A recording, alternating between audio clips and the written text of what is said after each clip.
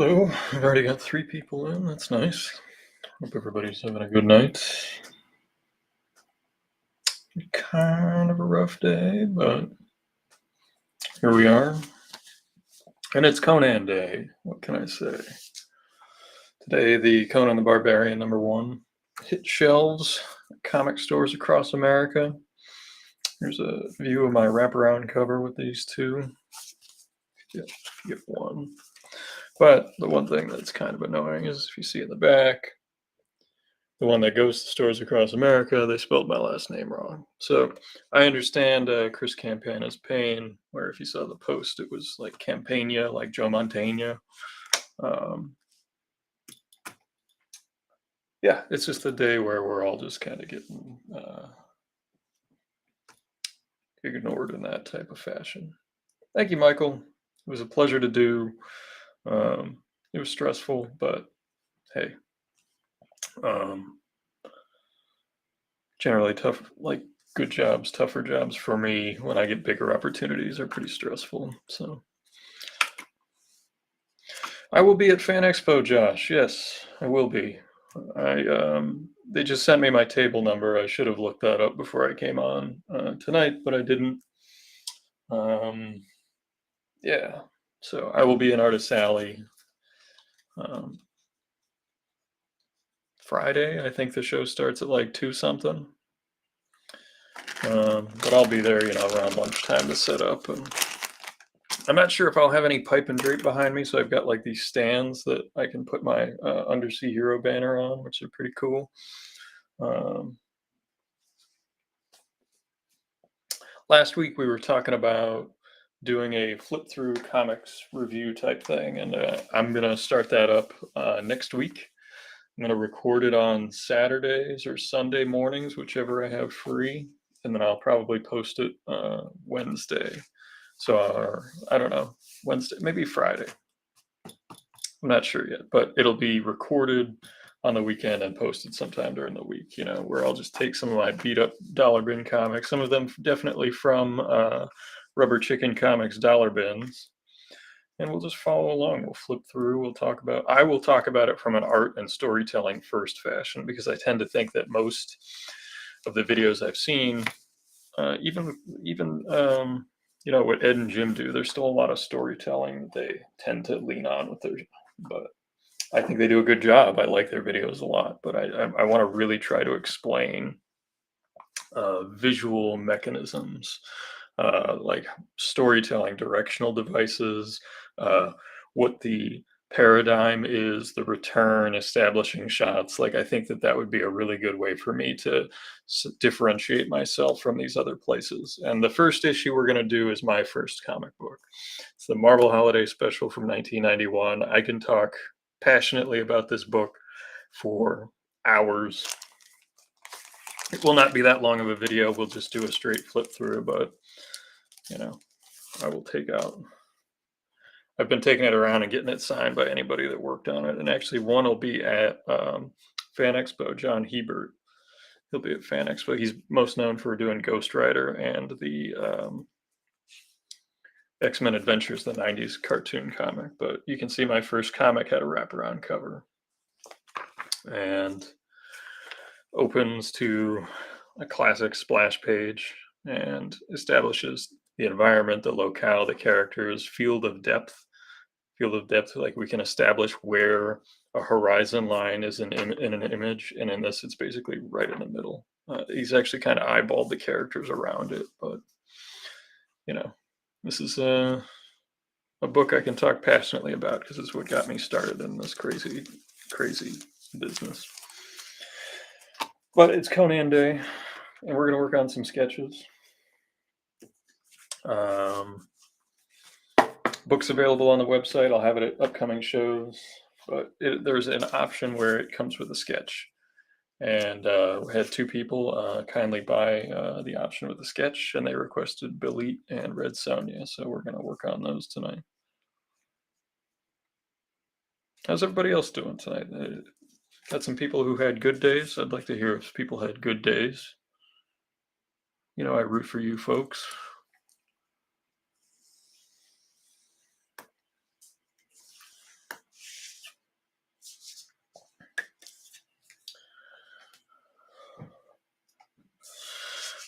But yeah, and on that show, like, definitely would like to have other people on board, people who work at stores, people who are just, readers in general.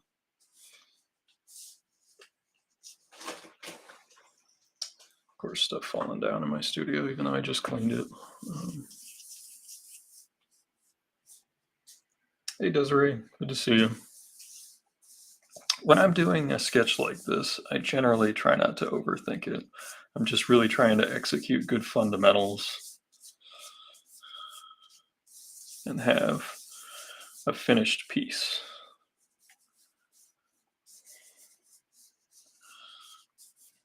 To add some depth with like a bunch of hair. I tend to think of, I don't know about anybody else, but when I think of Red Sonja, I still think of, the Frank Thorne, big flowy hair, you know. This is the version that like shows up in my head when I think of Red Sonja. Beautiful, just directional device right here, carries you back, left to right, sword brings you down and you read over. Frank Thorne, not enough credit for his layouts. So good. But that's the version I think of. Um, other people have done wonderful renditions on the character, but in my brain, that's the one. Jonathan, is there another one? There are other ones, but I don't know. Like in my mind's eye, hey Bill, how are you? That's the one that I see. We'll do some Frank Thorne on the channel. We'll talk about his work. He's one of those artists that I find really impressive the older I get, because he, like Jim Aparo, for a vast majority of his career, he penciled, inked, and lettered his own stuff. And I believe on Red Sonja, he did some of the colors, if not all of the colors.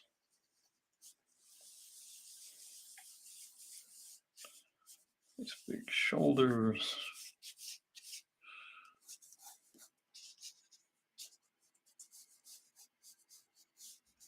Lots of hair.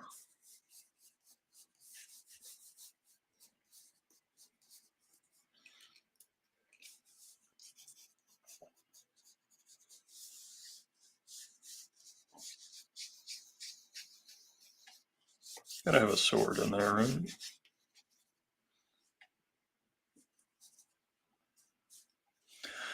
I want to have dark and light background, so let's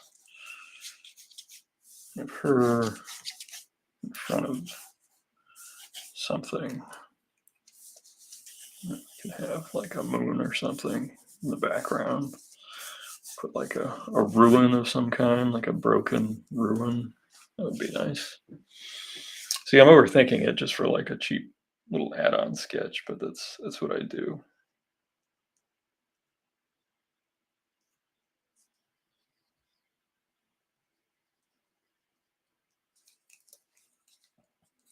Where the jawbone and the cheekbone come together. See, and I shorted the chin. I've actually been taking more time thinking about the bone structure than, like, I think I was getting a little lazy with some of that. So I know sometimes I abandon it to get sort of a little bit of a more exciting image with an exaggeration, but I think I was getting a little too far away. Now, one thing I will show you, I know I did a post about clearing out my backlog sketches, and I assure you, uh, hey Jordan, good to see you, man. I pulled out stuff like this is a 10-year-old sketch. Like this is how I drew 10 years ago. So many of you have come along with me for the journey, and then so many of you have just been here new. But I did much cartoonier stuff back then. And this is obviously just a sketchbook piece that I ripped out just to give perspective. That it's been the journey of getting better over the years.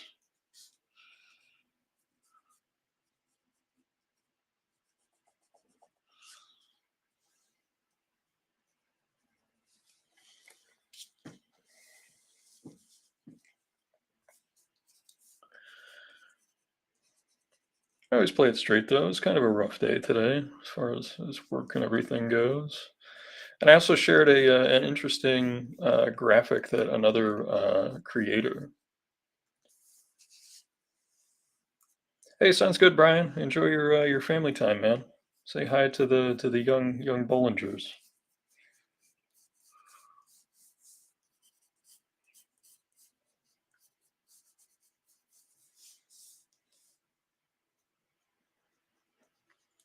It broke down his earnings from the advance on his royalties, and that's what he was paid with. He didn't get a any sort of a additional pay, no page rate, nothing like. And those royalties are contingent on sales, and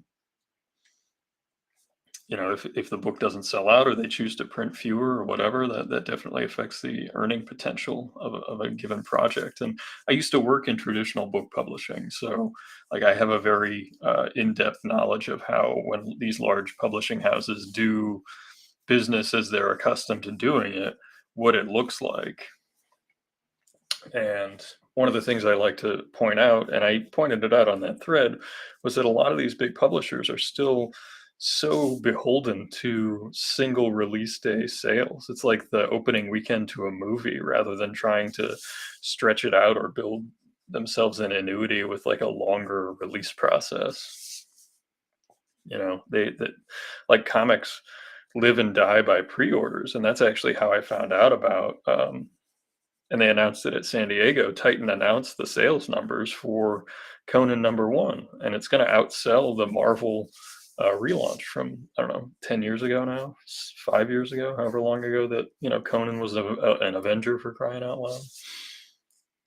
But with the traditional book publishing model, um, one of the ways in which you enhance sales of books, and Bone is a great example of what they when they did it right, is you get it involved with schools. You get it involved with having, they used to have book fairs back in the day, but if you involve it in a curriculum, at a college or whatever, that you're building in guaranteed annual sales if it's built into a curriculum. And that was something that when I worked for Acanthus Publishing, that was just standard procedure. You would submit it to any number of collegiate boards of review, and they would put it in front of professors to consider including it in their curriculums.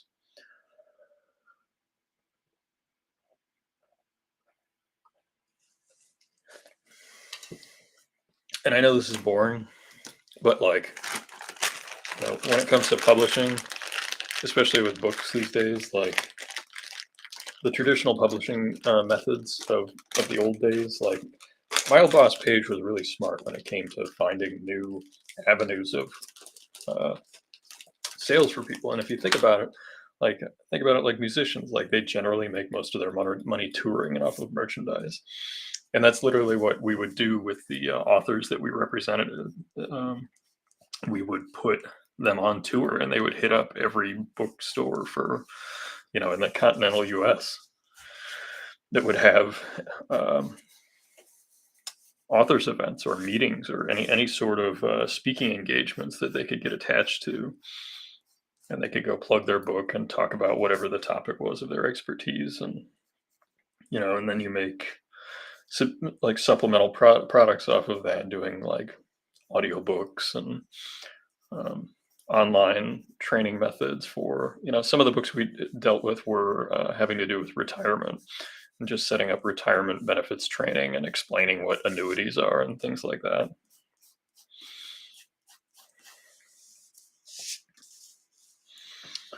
But yeah, and in the example I gave today, that particular author was given a third, a third, a third, which is a standard deal.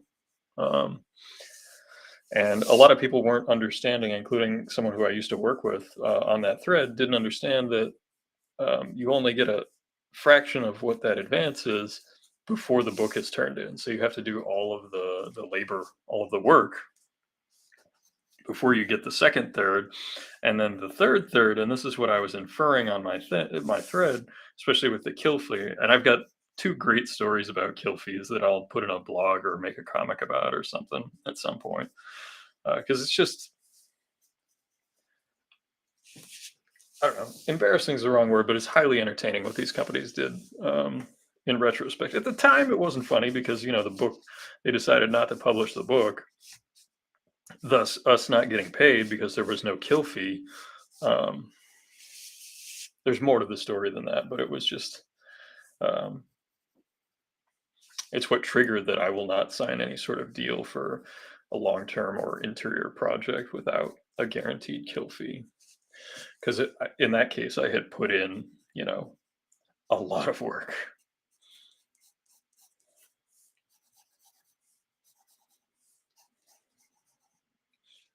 And a lot of the people that have followed my career probably remember when that happened.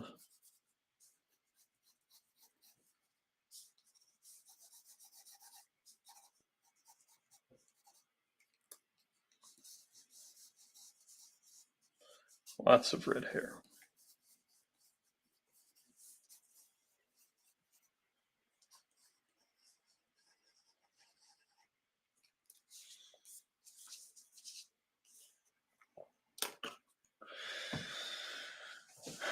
But this type of sketching I have a lot of fun with, so this is a nice way to hang out with you folks and do some just easy, no strings attached, just fun sketches.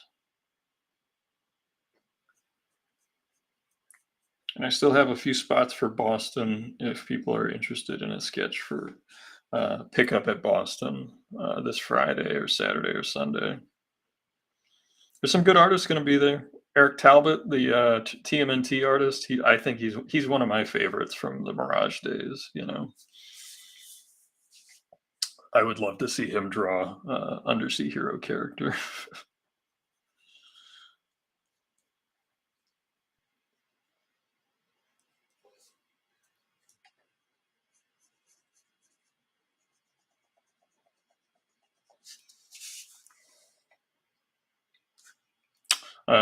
I think Frank Cho will be there if you're a fan of that style of artwork, the more pinup style. Um, Chris Campana, my buddy, or Campania as he's been listed in his recent stuff. And yeah, and I commented on a bio that was posted from another convention. And yeah, it just kind of hit a nerve with me. It was just that he's done so much in the last couple of years that I want him to be recognized. He's such a good guy. And yeah, they couldn't have been bothered to update the copy and paste of the bio they'd had from years past to put current Ghostwriter artist. It just benefits everyone. Like, it makes the show look better that you have the Ghostwriter artist and he just had a Spider-Man cover listed.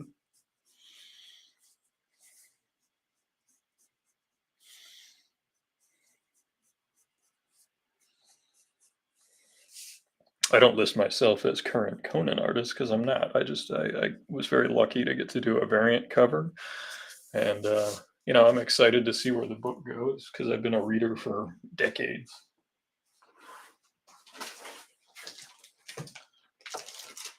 I've also refilled the art for sale binder. I'm also adding some other stuff. Considering putting this in there because Chris and I will both be at the show. Got like a scout cover. I've got some tick stuff. This is stuff that I'm adding. Some things I did for what was that book? Maeve. These were for a Cullen Bunn project. And then we got the usual stuff. I don't think you guys saw all the small pieces that were at the at San Diego, but yeah, I did a whole bunch of smalls just so that people could get something that was affordable. I did sell the Red Sonja poster artwork. I actually have to bill that guy. He's a good friend. Gave him a good deal. All you guys know, I try to take care of people that have supported me. Ugh, grabbing a seat.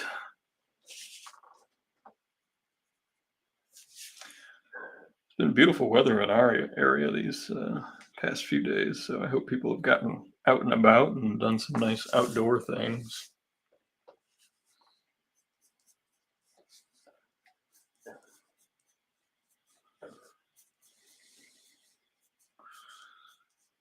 Doing kind of wavy hair.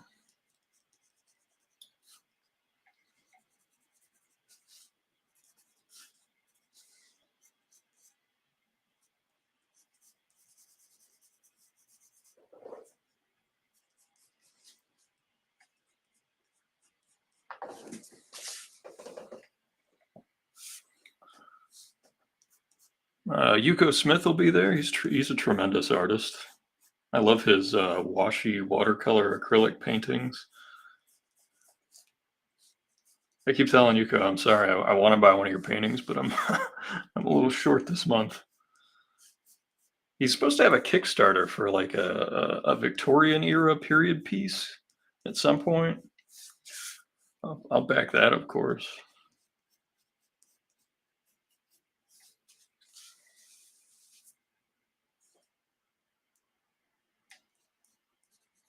And I'm gonna keep bugging you this November, Undersea Hero. I need everybody's help.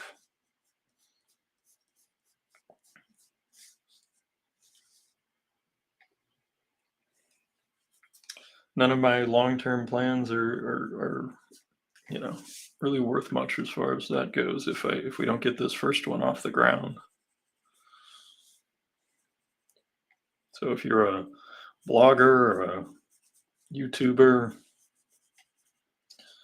or just a friend, you can always just share it. A couple of my friends, Jonathan, I mean, if you're still in here, you always do a great job sharing stuff. Um, it actually increases the visibility in the algorithm. Like more of my friends will see my own posts when friends share it. Um, and I tell people this once in a while, and it seems self-evident, but in case you weren't sure, like these conventions base their guest value off of the social media engagement. Like it's their only measurable aside from after they've already booked the guest at the show. And if they have a guarantee instead of a per diem or like a just a fee, if they make their guarantees.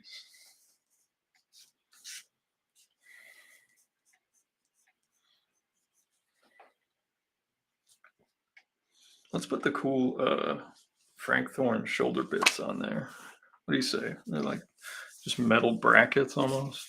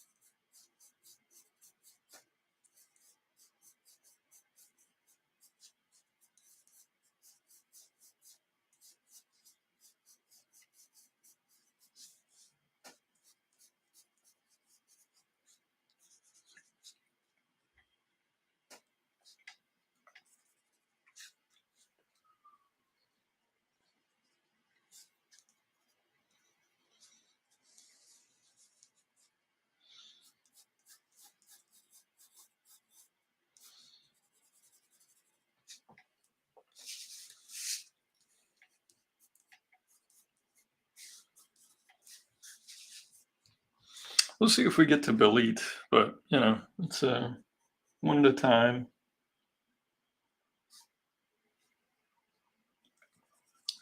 And I'm trying to remember, I think these were like $40. So if you're looking to get something like this,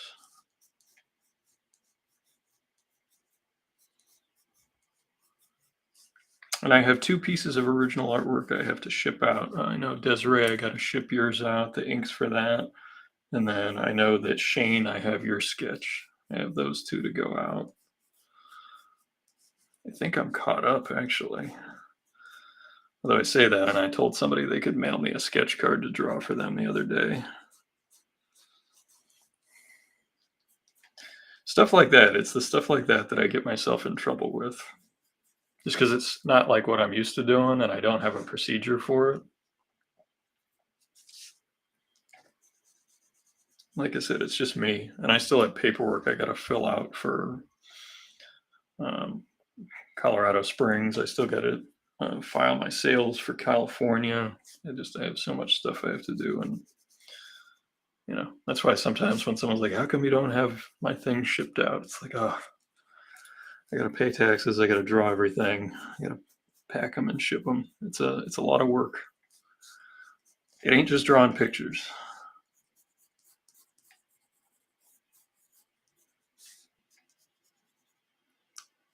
And, I don't make enough money to hire people to do everything I need to do, so I gotta do it myself. I think at a certain point, I will get to a point where I can have a fulfillment house, which is less expensive than you think it is, actually. And I only know this because I worked with it at that same book publisher, at Acanthus Publisher. We had a fulfillment house out of Arizona that handled all of the book packing and shipping and warehousing.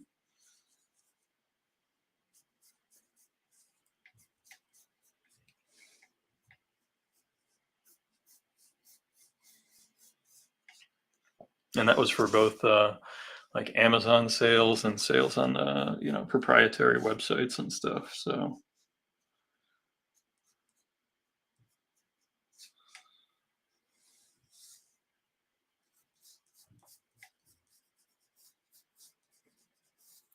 something like that. Is that the right angle? I can't even tell. We'll find out when we get to the other side here coming together.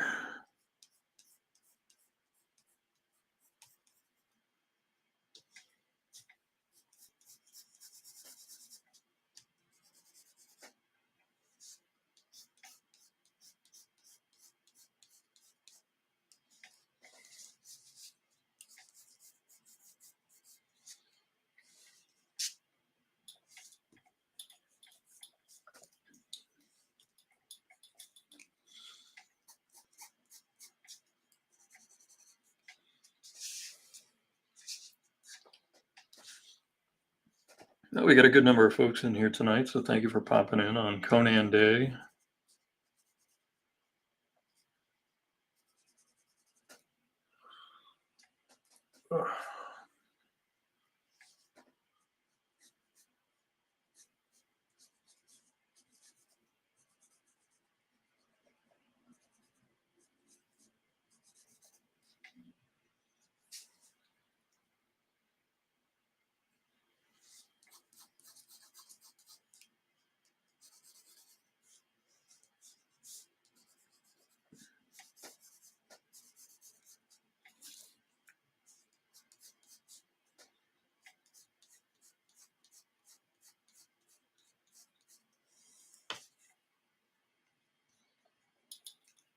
And she has like some sort of decorative thing holding her top together in the front.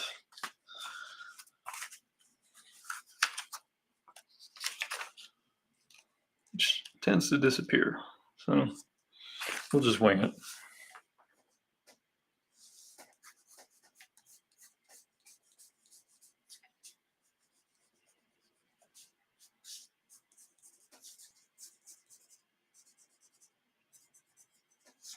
Most of this will get covered up because of the sword and what have you in the beginning.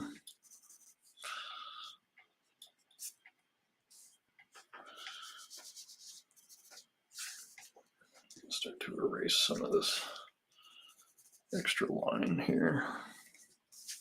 This is our light source here, so we'll try to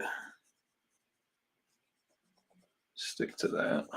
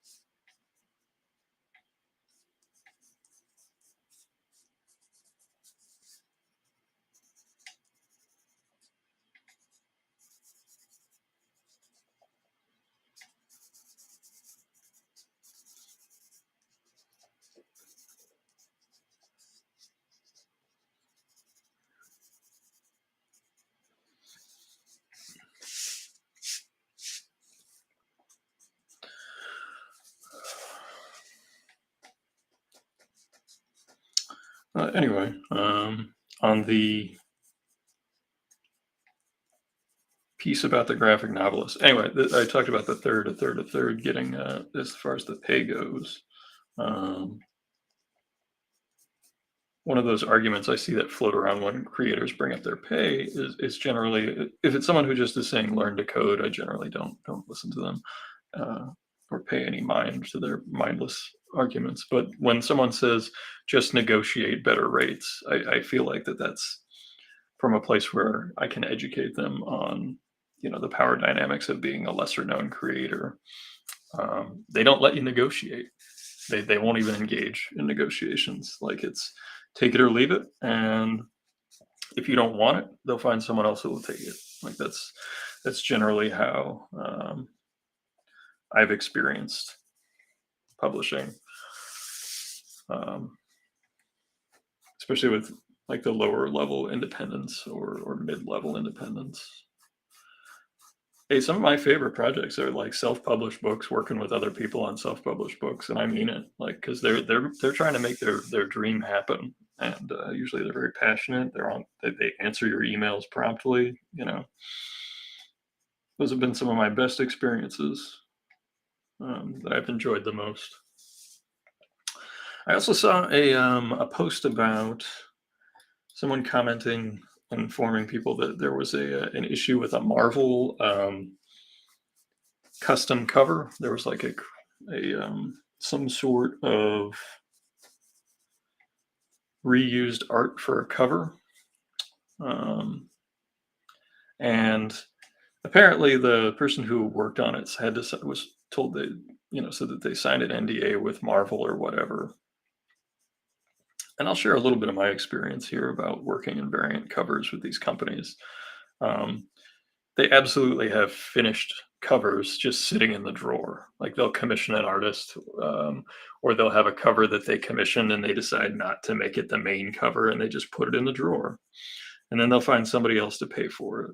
Um, I know this through my participation in the process. I find that variant covers are generally not a priority for the smaller runs. Like, if you order a bunch, they'll make it a priority to help you out, do whatever you need. But if you're just an average sized retailer, they're probably, gonna, depending on the company, because they're all different. And again, like, I've worked with tiny self-published books that were just a joy to work with on custom covers, even both as an artist and as someone commissioning them for a retailer.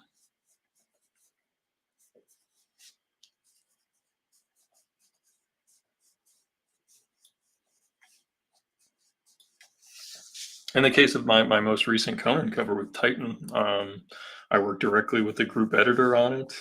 Um, there were some revisions back and forth, and it was pretty straightforward. I would say it was a good experience, and everybody at Titan was nice.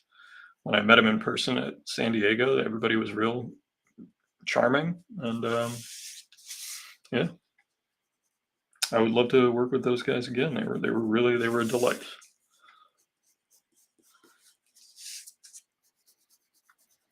It was John, and I think Ricky was the name of the other editor I talked to there. Really nice fellows. Met them at San Diego. Although I think I'd met Ricky at a previous show. I'm not sure. I'd talked to the Titan editors at like every San Diego I was out there, because they were doing like Blade Runner. They were doing all sorts of other books. And, um, one of the things that I'm out there for is to meet publishers and meet editors and introduce them to my work in case there's an opportunity to be had there for both of us to make something cool.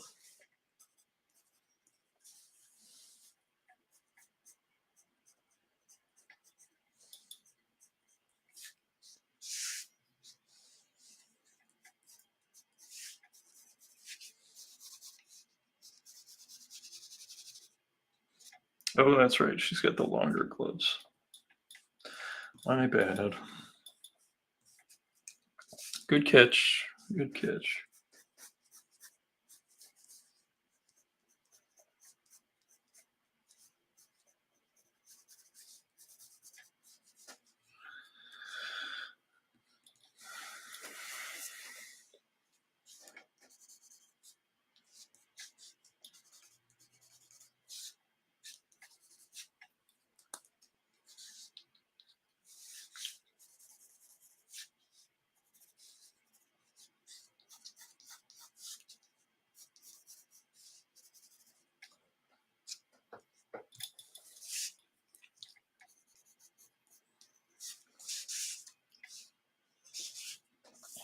I actually don't think we have enough room for like a pillar, so I think we're just gonna have to block it off.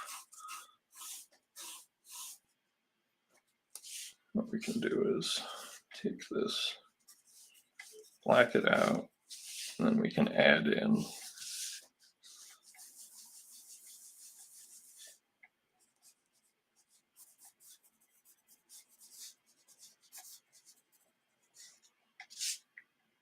something like that. It's either that or we do a big, cast shadow. Maybe that's a better way to go about it. This has like the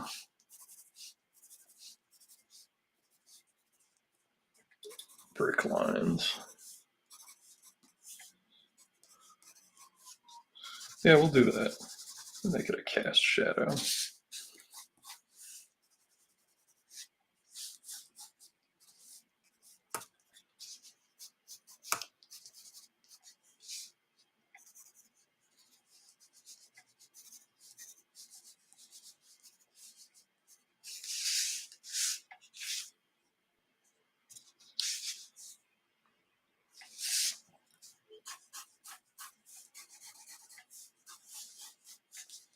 Just making sure we got the spacing right.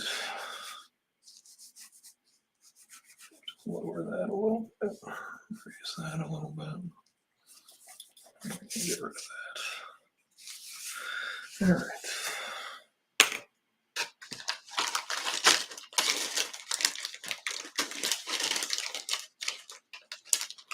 Get some pens out. We got our brushes ready to go. There's a 0.5. Couldn't find my fine pen the other day, so I just started using other pens that were more readily available.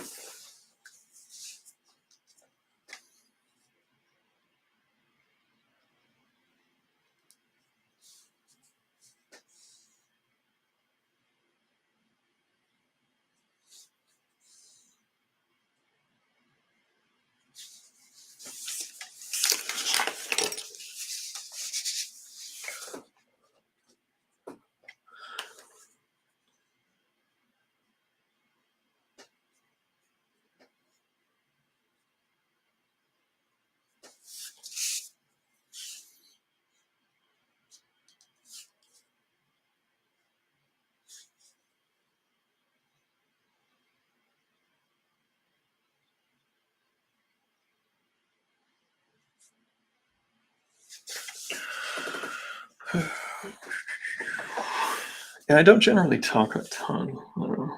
If you guys ask me questions, I generally can get going on things, but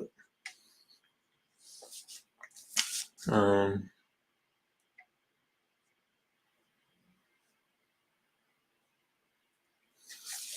do I think the show this weekend will be good? I hope so. I hope it's good.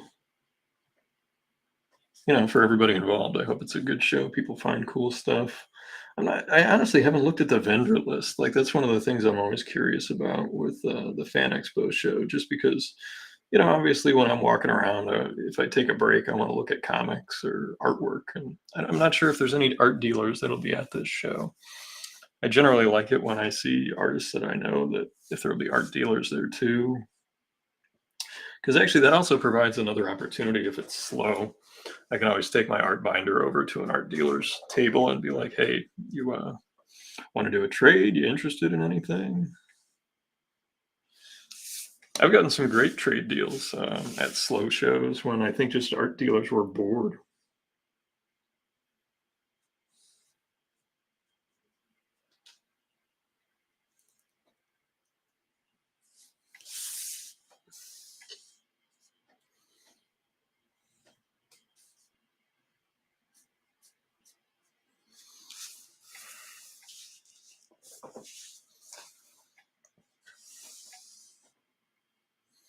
Yeah, I've become friends with some of the dealers. Sure, sure.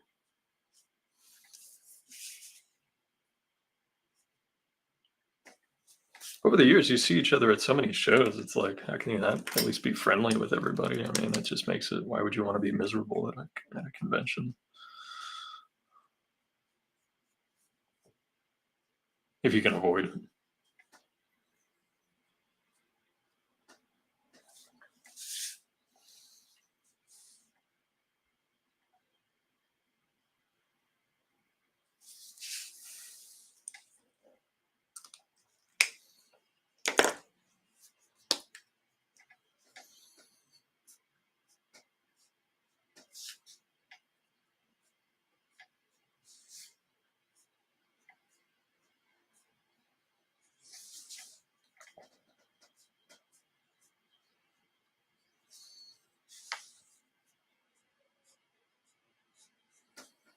The last Red Sonja comic I read regularly was the Amy Chu one. I did pick up some issues of the Invincible Red Sonja, the one that Amanda and Jimmy wrote, but I didn't keep up with it. Even though the writing was good and they had a pretty good artist on. I don't know why I just fell off.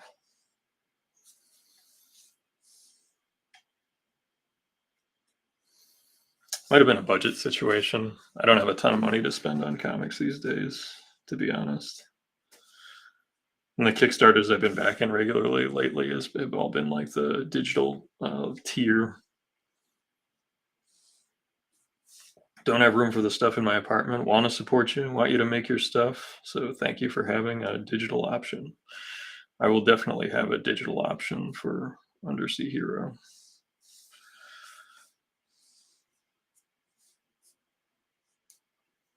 I had hoped to have been started up on pages again on Undersea Hero by now, but just been so busy with other stuff. I had some things pop up I wasn't expecting. So I'm a little behind on pages already. But Undersea Hero pages I love to work on, and I can really turn it on and get caught up if I get a couple of weekends in.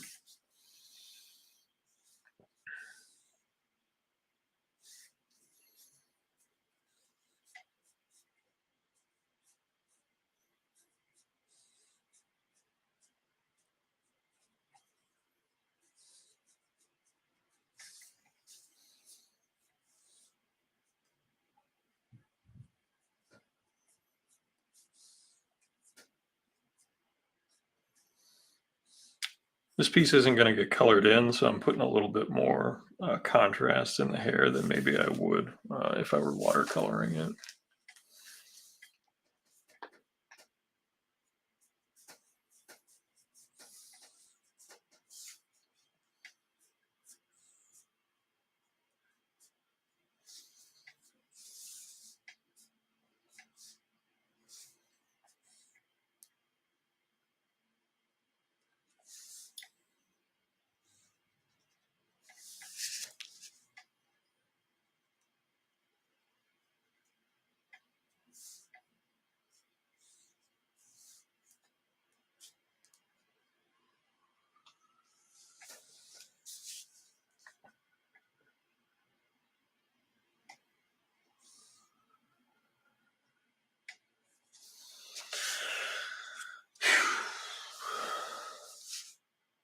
I do enjoy drawing like fancy hair. I've actually been, I found a number of years ago, online there was actually one of those old resources for hairdressers to learn how to cut different hairstyles from like back in the 60s and a few other decades. There was one from the 70s that I found just online, just full scans of it. So it showed full turnarounds of like different hairstyles. That was a fun find. You'll see in one of my sketchbooks, there's just different men's and women's haircuts, just drawing how the hair rests on the skull, different head shapes. That's the kind of stuff I don't think anybody cares about in my sketchbooks. It's also just not designed for the public.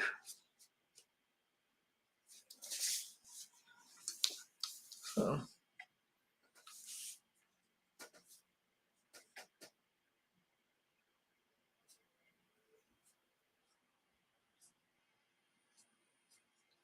A lot of people think Frank Thorne invented the red Sonja look, the design, but it was actually Esteban Maroto that designed the iconic chainmail swimsuit look, or scale mail, actually.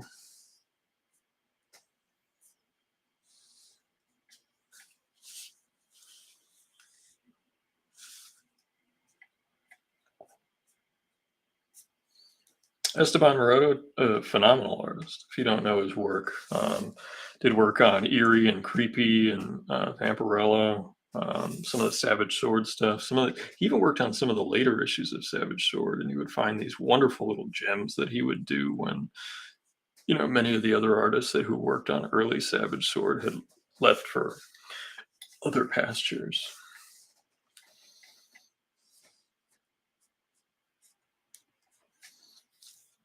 But he also drew a book called the Atlantis Chronicles, which was the origin of Atlantis in the DC universe. Which, if you know me, I'm a big Aquaman mark, and it's a really just interesting, pretty good read.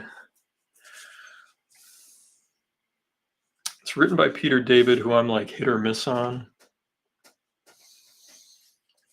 But for this case, like it was not as like jokey oriented.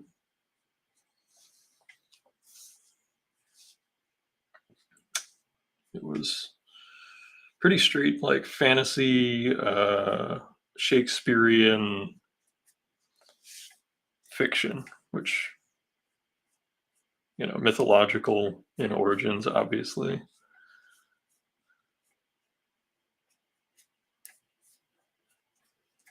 And I thought it was darn good, actually. It was one of those like maxi series that they had done back in the day. For a time, mini series was the thing, and then they had the 12-issue maxi series.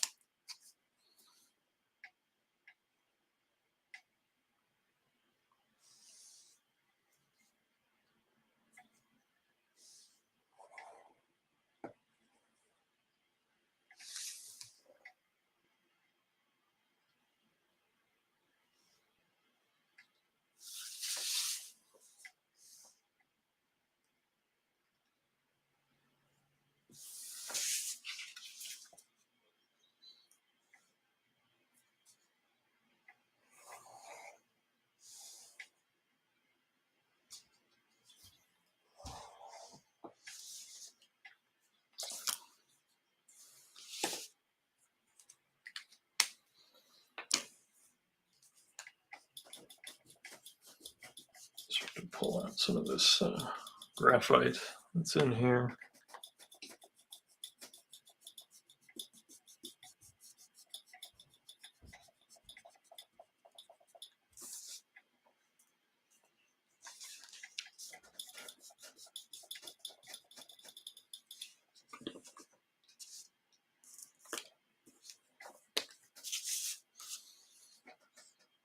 Shows me what I'm working with, where I still gotta add line thickness and some texture and all that jazz. some of the lines in the hair and stuff, I'm really just going with the gut where I know I just need some shadow, and I'll go in and just throw a line in there and see what happens. Sometimes it works, sometimes it doesn't, but it's just a pretty inexpensive sketch that I feel like I can do more experimenting on those types of pieces.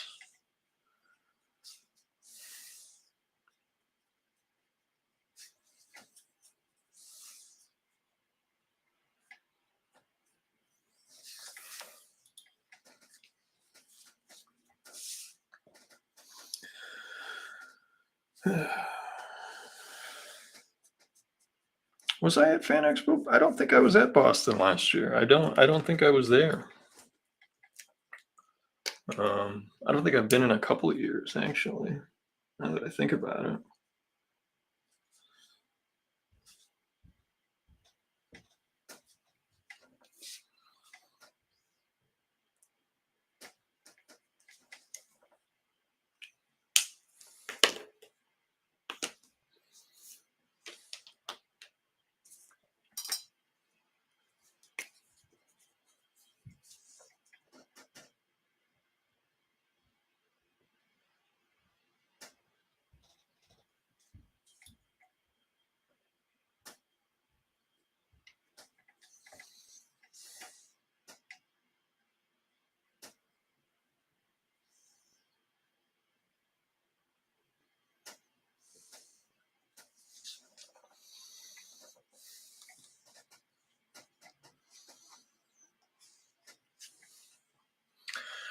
Just had a patch of new people pop in. Thanks for hanging out with me tonight.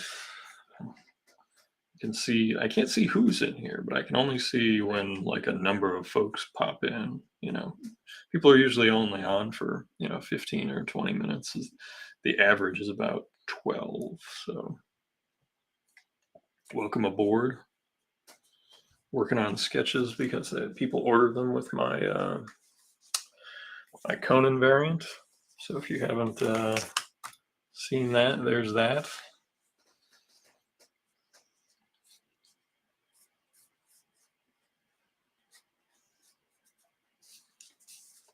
Supposedly, they showed some footage of the new Red Sonja project at San Diego, although I'm surprised that it has not been released. Usually, after the show, they release all that stuff.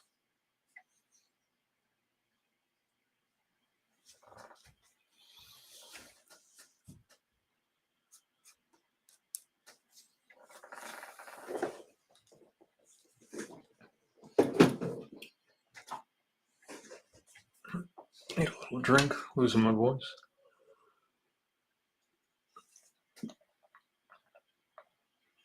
It's just juice. Cranberry juice.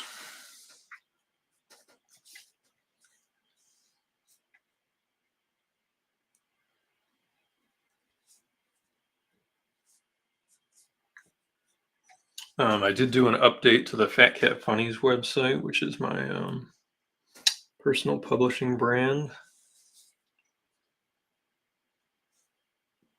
I updated the submission guidelines. There's a little bit of news in that. I officially stated that we will not accept AI submissions or prompt-based image generators, as the legal speak goes.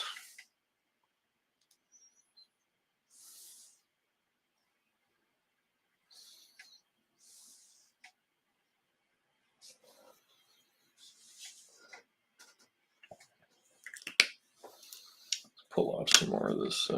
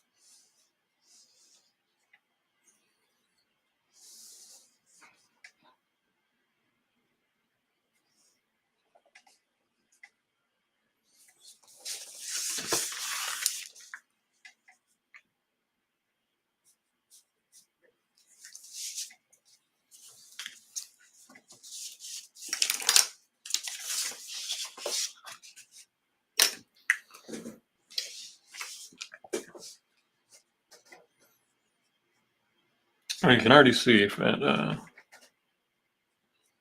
least from an hourly standpoint, I'm definitely giving people their money's worth on these sketches.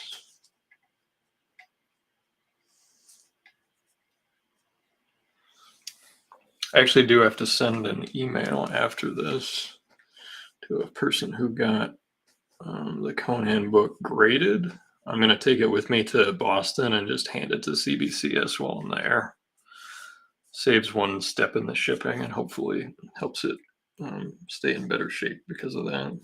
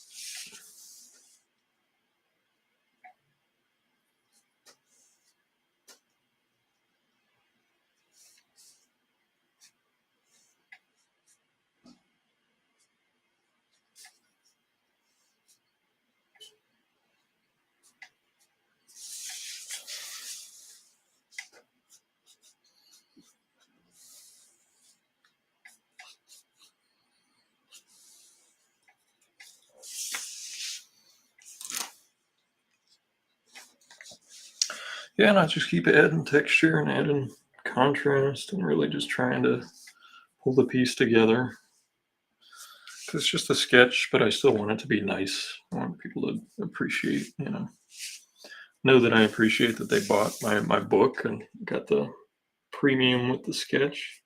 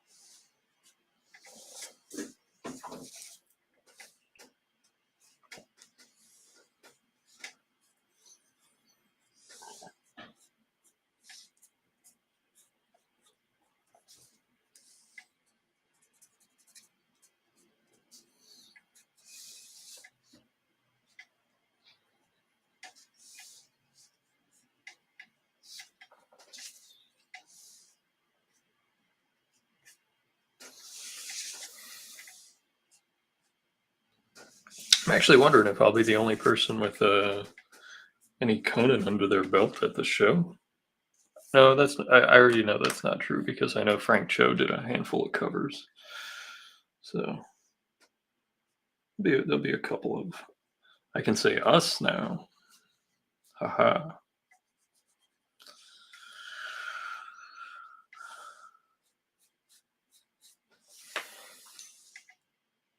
One artist who worked on Conan, a writer artist that worked on Conan a very long time that I would like to meet, and I've never met. He's also the co-creator of Grimjack, and that's Tim Truman. I've liked his work a very long time, and I have been fortunate to meet many comic creators whose work I've liked over the years, and met some creators whose work I didn't like, but we still became friends.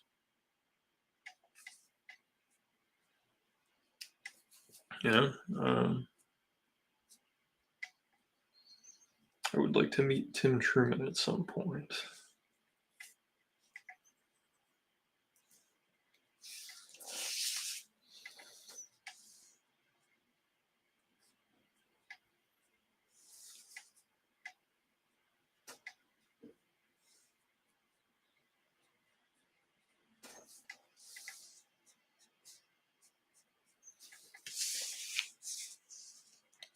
quite a few people in the room. Hello, everyone. Seems like we have a large number of lurkers this evening, as I uh, have kindly dubbed thee. Um, Still one of my favorite memories of, I think it was Rhode Island last year. Someone came up to the booth and was like, "Hi, I'm one of the lurkers. I watched the show and I just don't want to say anything." I was like, "That's fine. You're not obligated to." But I may mention that there are lurkers when there are clearly lots of lurkers. Please don't take offense.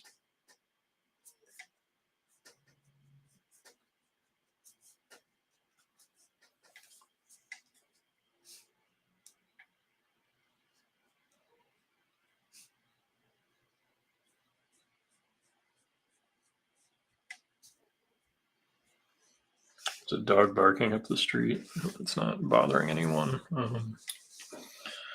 through the stream.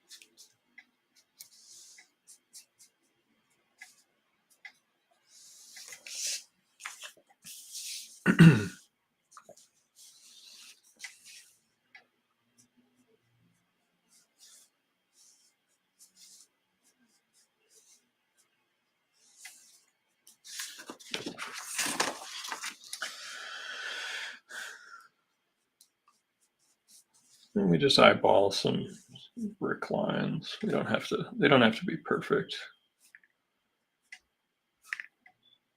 Give it kind of a curved aperture to it, maybe just a little bit. Make it a little more visually exciting.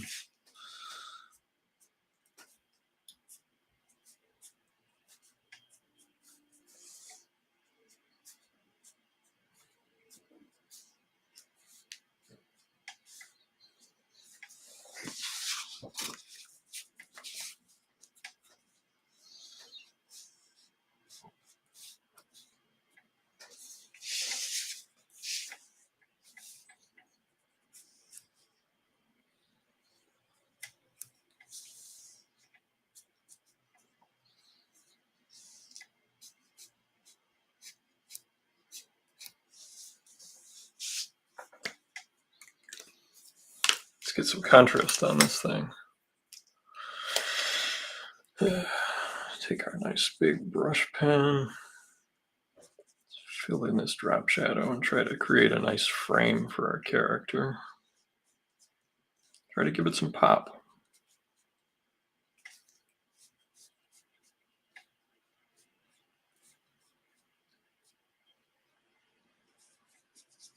The next one's for a sketch of Belit, so I'd kind of like to do something like, where she's sailing, because she was the queen of the Black Coast was her story arc, and that was when Conan was a pirate, and those are very fun stories.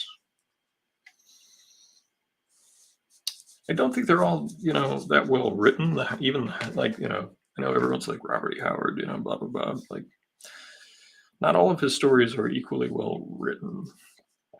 I actually think his Solomon Kane books were his stories for those were among his best literary wise. But I think the Conan as a pirate stories are probably amongst his most fun.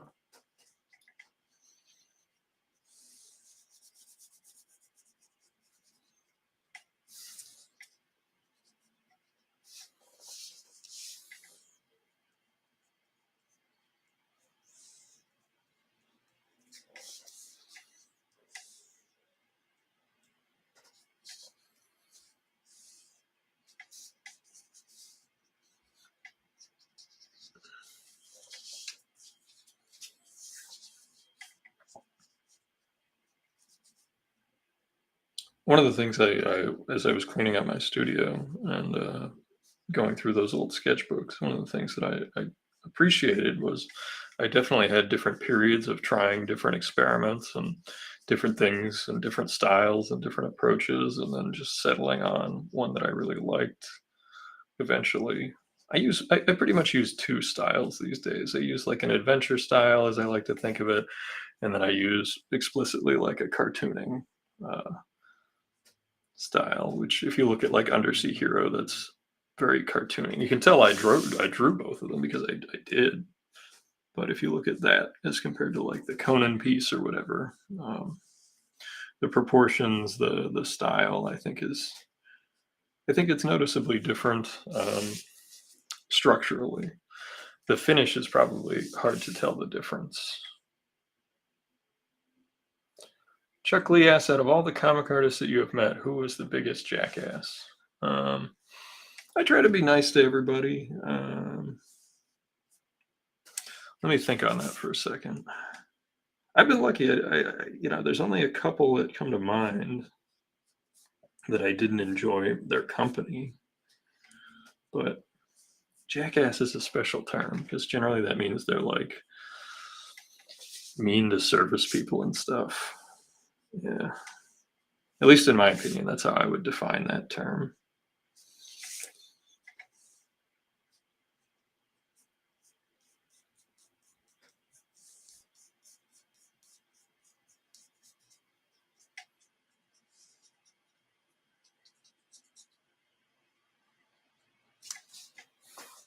Or also, it could be just someone who I vehemently disagree with. But I generally don't talk about those type of topics when I'm at conventions or on streams. So I'm not the biggest S talker about other creators. I'm really not.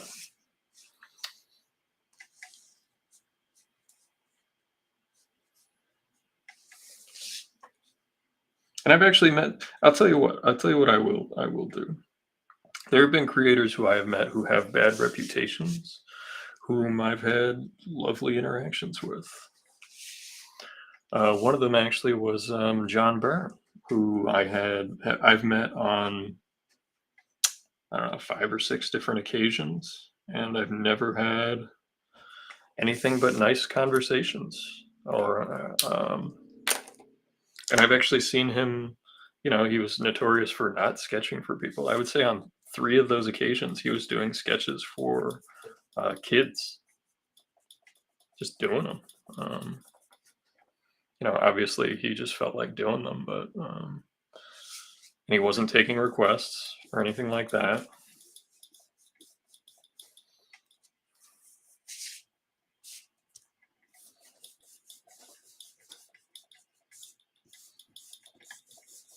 But he's an artist who has a reputation for being a jerk to people at conventions, and I never experienced it, not personally.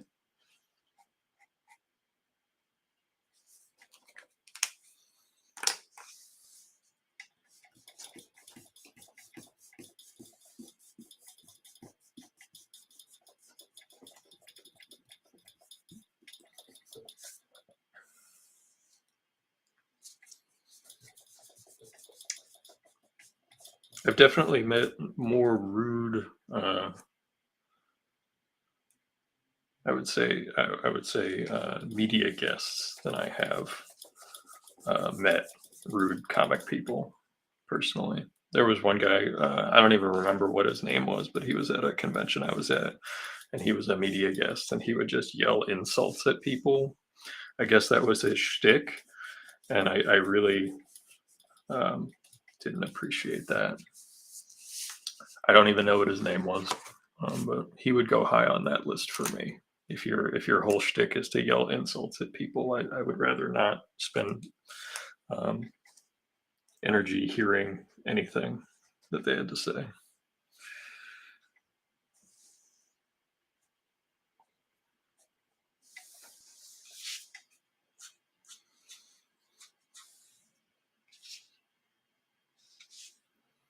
He was very nice. But he has like a notorious reputation. To me, he was. I mean, that's not to invalidate people who have had bad experiences with people. I don't doubt it.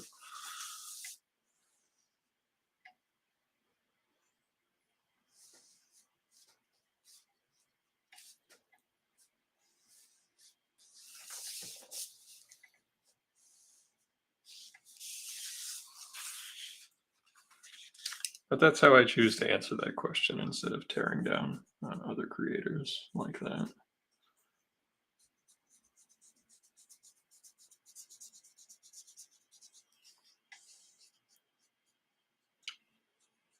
If any of my friends get a question like that, they're welcome to say me. So Chuck says John Byrne was great to me. Well, that's nice to hear. He was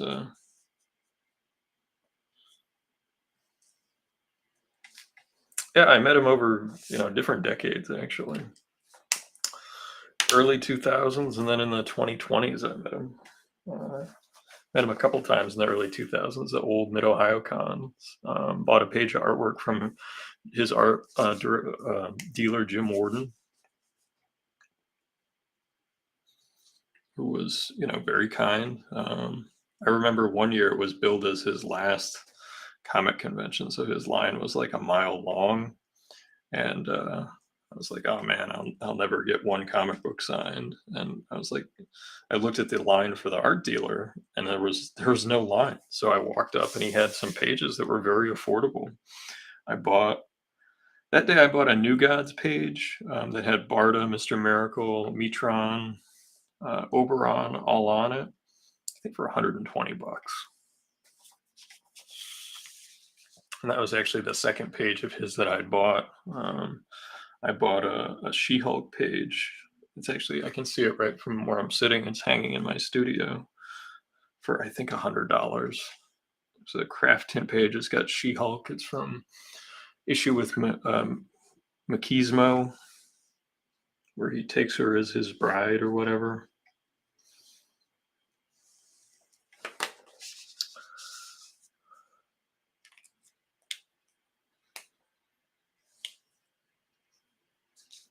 But yeah, he was very nice, and so was his art agent, art dealer.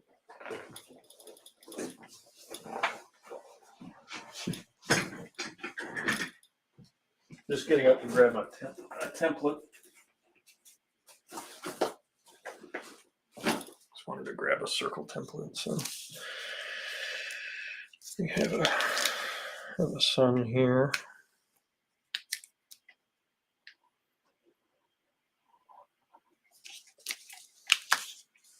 Easy enough. And I think we need to add a little bit more cast shadow down the figure, so we'll do that.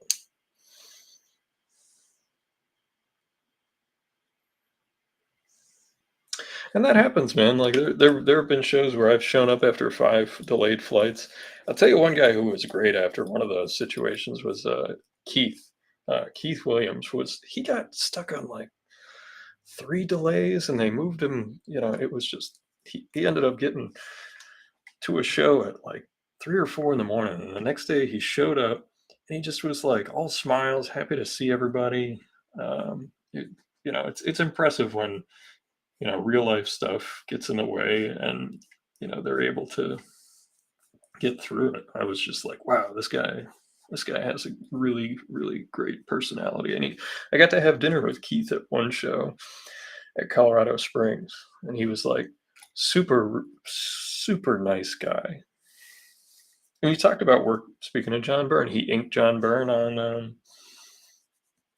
Action Comics. 385, I think, is one of the best issues of that era. That's the issue with the Spectre. If you've never read that issue, that's, I think, maybe my favorite Byrne Superman story.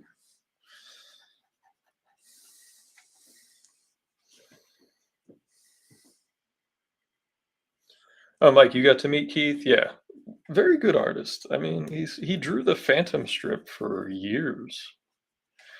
He had some strips on his table at one point, but none of them had the Phantom on them. So I was like, I kind of want one with the Phantom on them, Keith.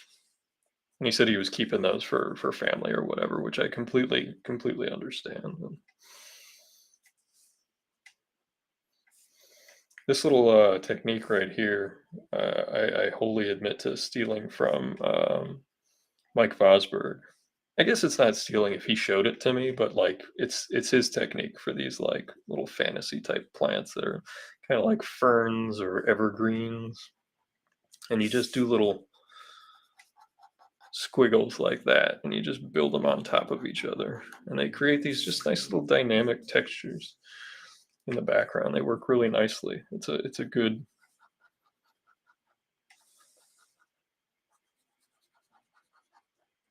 Yeah, we were sitting at, again, it was another show at Colorado Springs where I convinced Mike Vosberg, Emmy award-winning artist, to come sit at this little mall comic convention,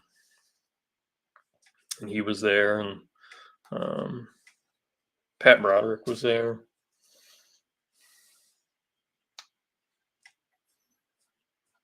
Pat's another guy, so super nice, and the work he's churning out right now. He just posted a page for Cobalt Blue. It's like a relaunch of another '80s title that he's working on, and he's just he's really doing like my favorite work I've seen him do in his entire career right now. And I was a fan of his before, but like there's a three-panel sequence at the very top of this page that he posted where you see three panels in one panel.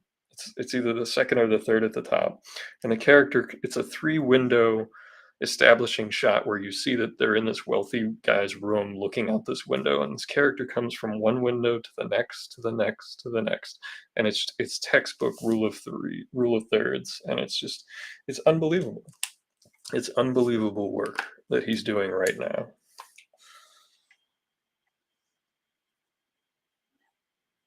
And he just had a health scare, so if you don't know his work, just go seek him out on Facebook. He's very active, really, really good stuff.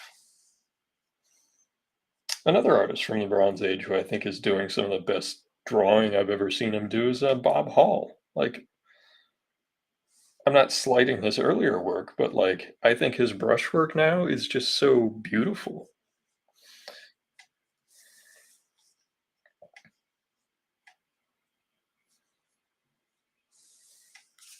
I can talk about other artists all day. I have a hard time talking about myself.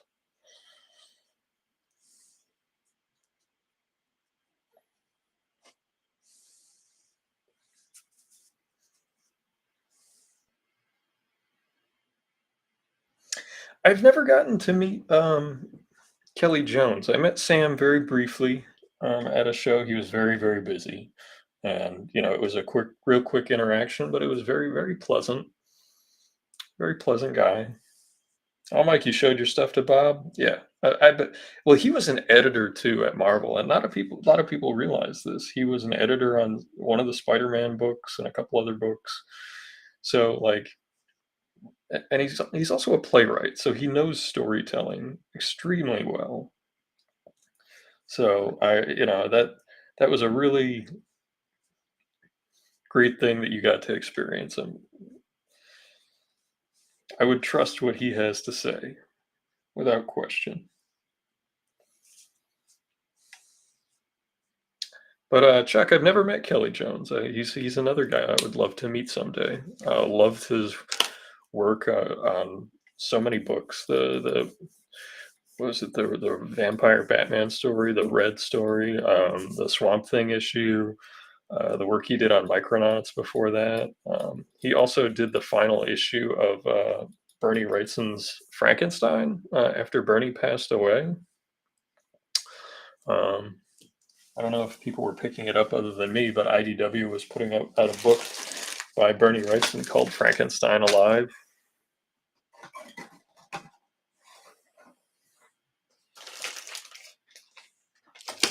And Bernie was drawing Frankenstein again. It's like, why don't you go back and draw Frankenstein? Well, he did.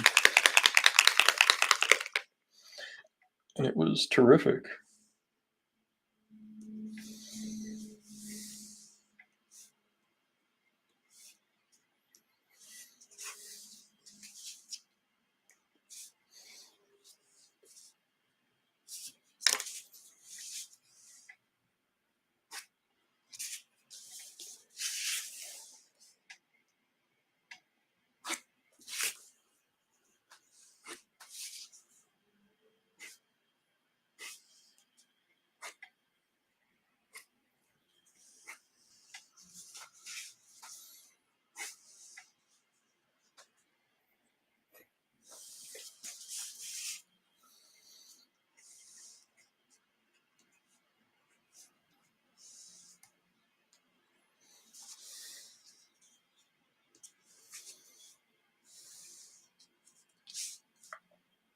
Oh, I think that finishes up our Sonja. We'll get to work on our next one. I'm gonna just sign it. Of course, I didn't leave any room except right here.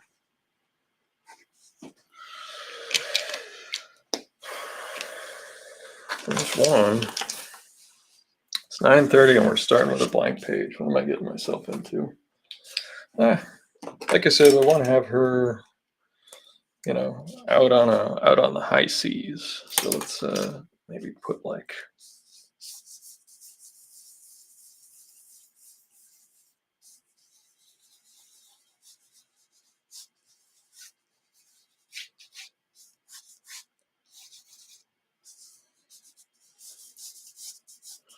holding a line. Maybe you see the edge of the boat.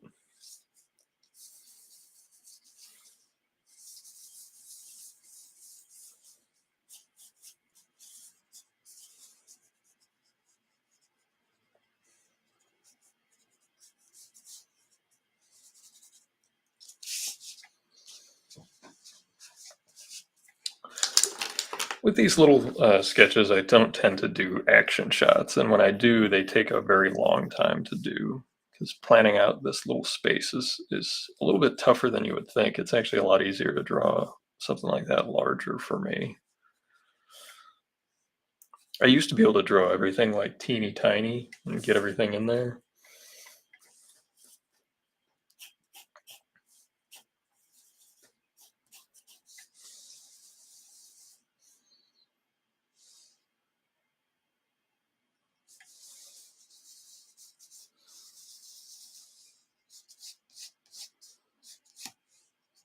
She has a cutlass, so we'll have the cutlass in there.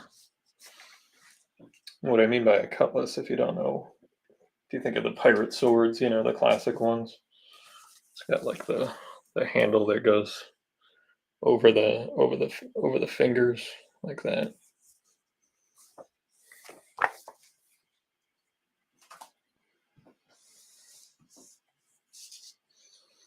But I can always talk about other artists far more than my own work.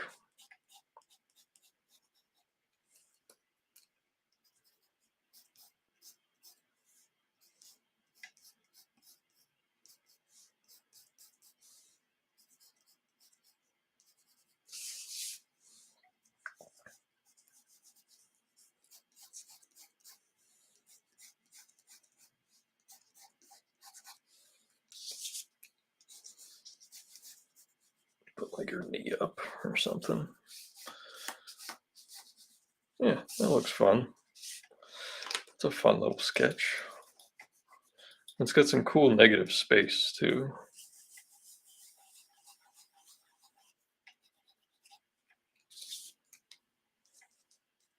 I have to move the head over a little bit. Because if this is where the spine is, the neck's got to be here.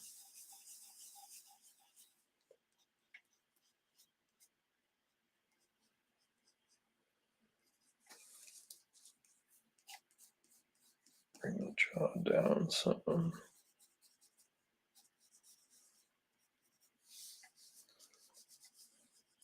Clavicle.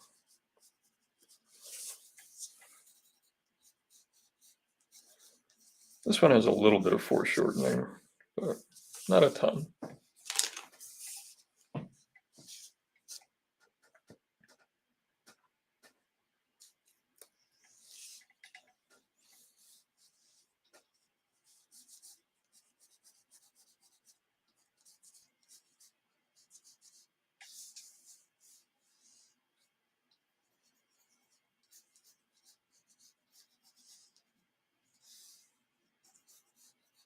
Make sure the shoulder comes out from the rib cage. You have to think about the back muscles when drawing the armpits and stuff.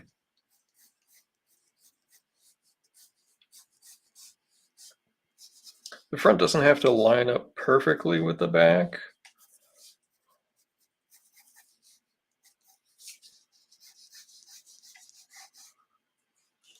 There we go.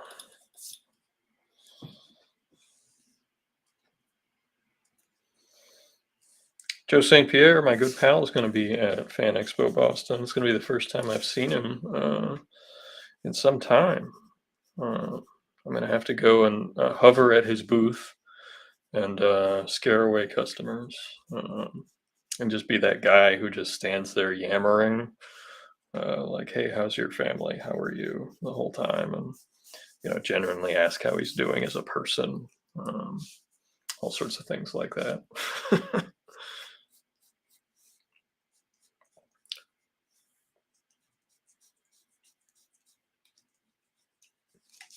Joe's somebody who I've helped on some of his projects. He's helped on some of my projects.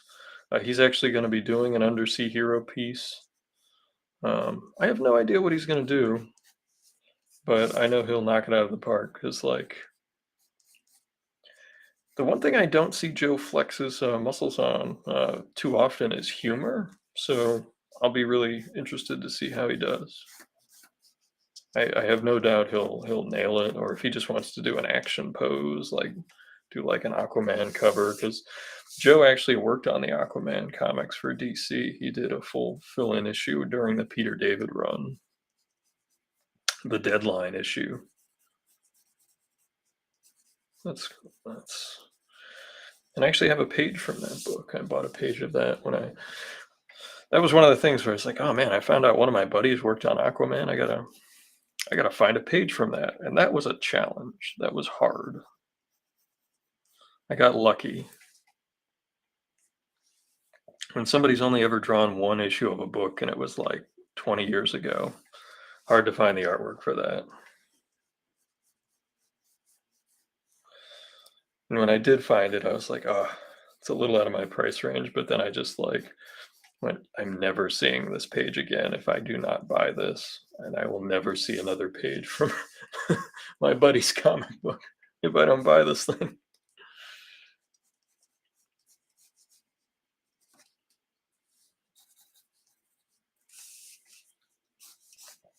And let's have some, her hair is going to be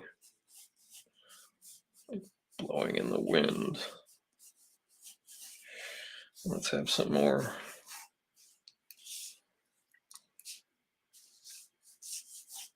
If we wanted to, we could have some more rigging out the back. Have one in the front.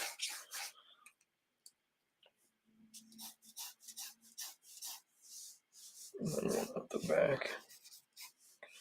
Some more rigging.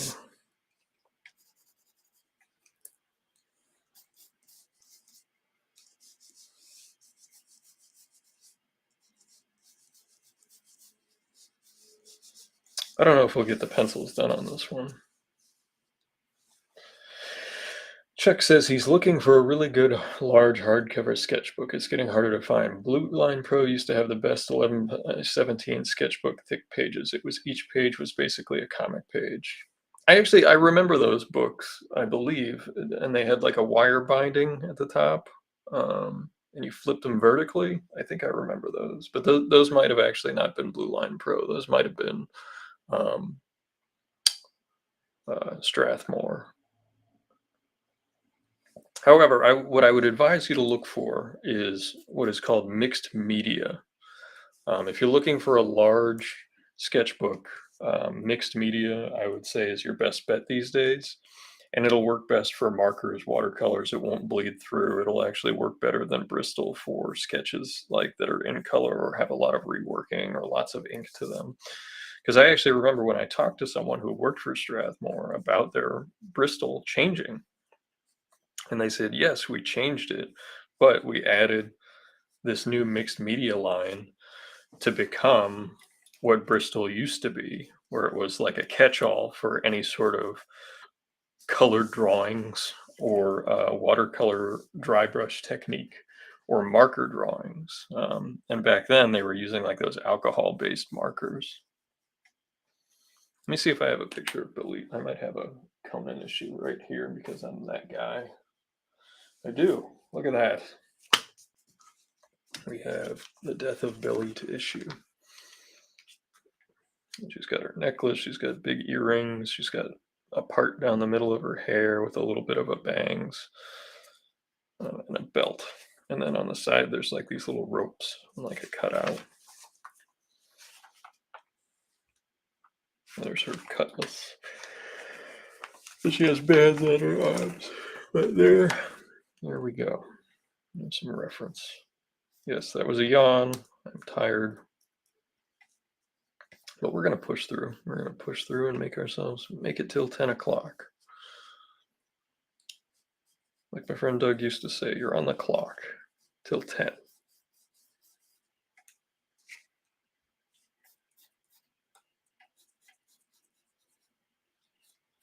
There's her shoulder.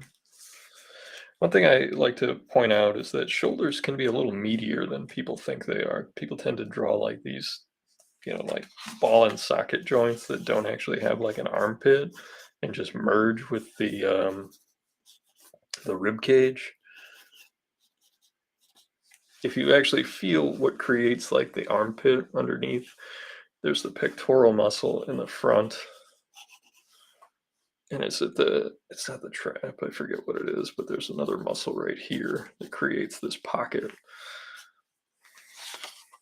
So it's the muscles in the front and the back that connect to your back muscles and the front of your rib cage that create the armpit.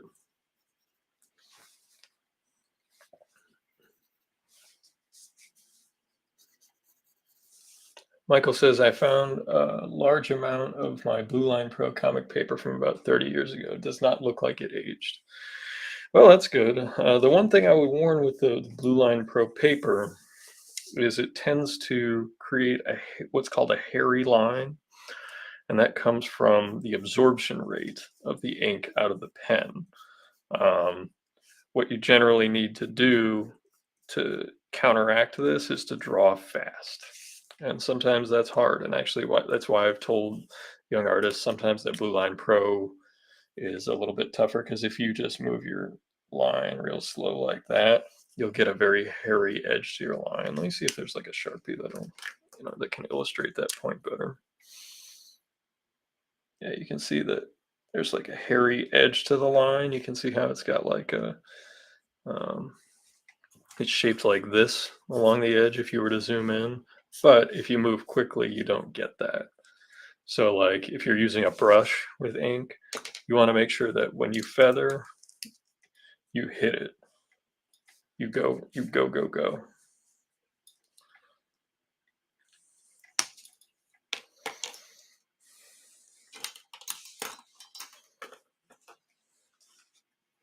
And I've actually seen some Blue Line Art Pro boards that friends of mine have drawn on, which makes it surprising. You must have had it like out of the sun and out of oxygen, like had it in a hermetically sealed. Because I've seen some Blue Line Pro pages that aren't that old and they look like they're 50 years old.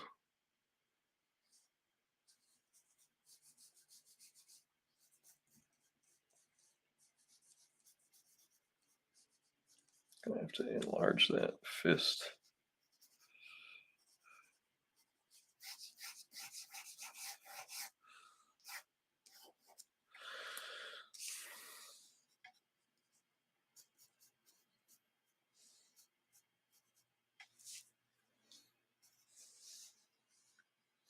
They were at one time sealed away in the basement, then a drawer in my bedroom. Well, you've had them hidden from sunlight, so that's definitely been a factor.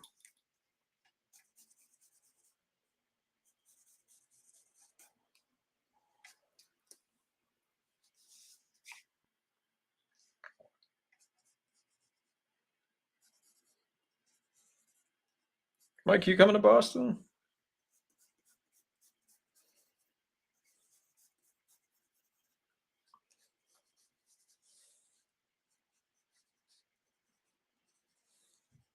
I don't think there are any publishers set up, so I don't know if it's like you can apply for work there, but and I only bring that up because that used to actually be a deciding factor if I was going to just attend at a show. You know, I always had money was always tight with me, so like if I could find a way to make a few bucks back, that was usually like the oh, I can make this work.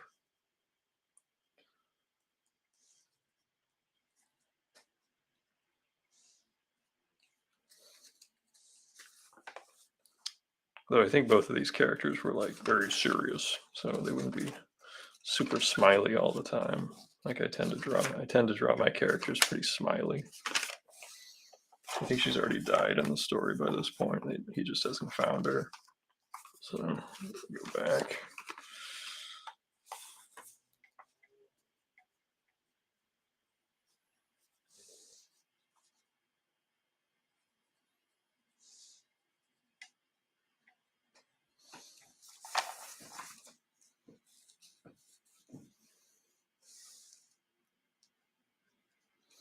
I think it's a typical, as far as I can tell, it's a typical fan expo that's more like comic pop culture mix. I've done fan expos now in New Orleans, Cleveland, Massachusetts. Um, and while they have different guests and different vendors, they do try to have more of a wider net than just being, comics and comic artists. And I think that's a valid point. I don't think that would draw any ire from the fan expo folk.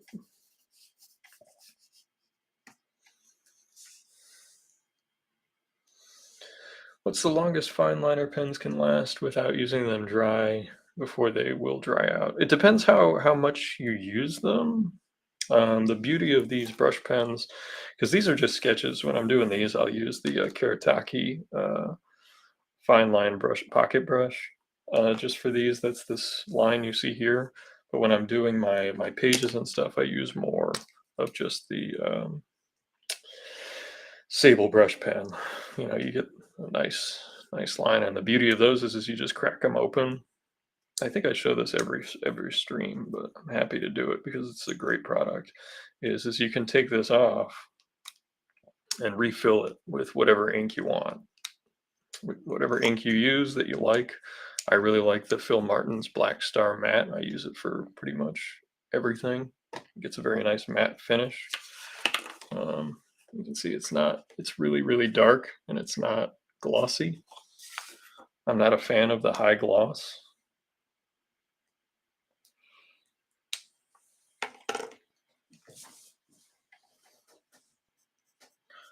But I've had pens like these Faber-Castell ones last me, a year, and the tip breaks before it runs out of ink. Um, I actually find that they last longer than the microns. I'm not a big fan of microns. I get them when I have no other option, and in this case, I was at a Staples.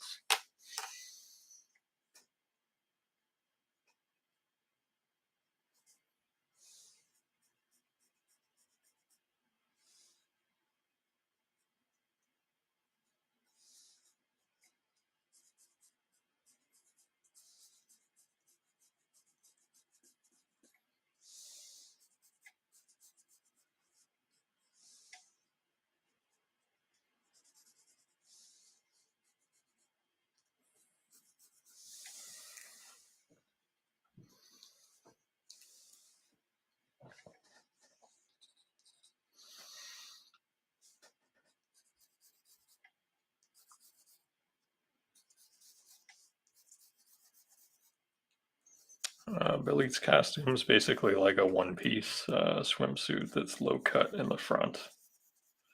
And then she has a belt. Comes in here.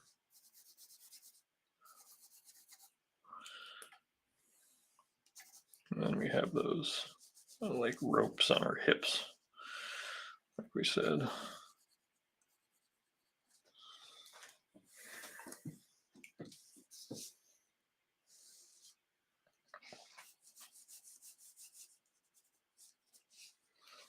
And I use the blue pencil to really do my rough, and I'm just shaping it kind of like clay first, especially for just these smaller sketches.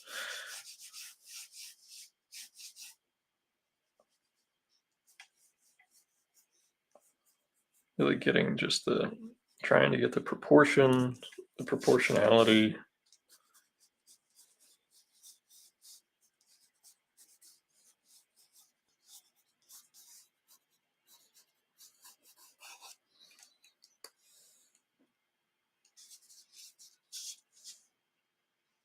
Obviously, I've got her shoulder at like the wrong angle from here.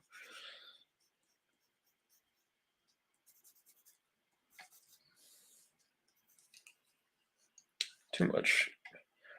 I like giving her some muscle because obviously she's like, warrior lady, but just a little too much. Just take it down just a hair.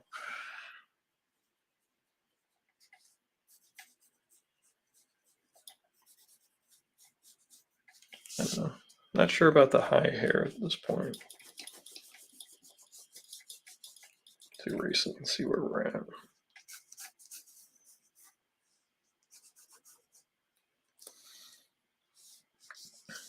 I don't know. It's more exciting if it's up moving. At least to me it is. A lot of these lines, like these structural lines, they'll get erased as we move forward. The blue is 0.7. No, these are all 0.5. These are 0.5.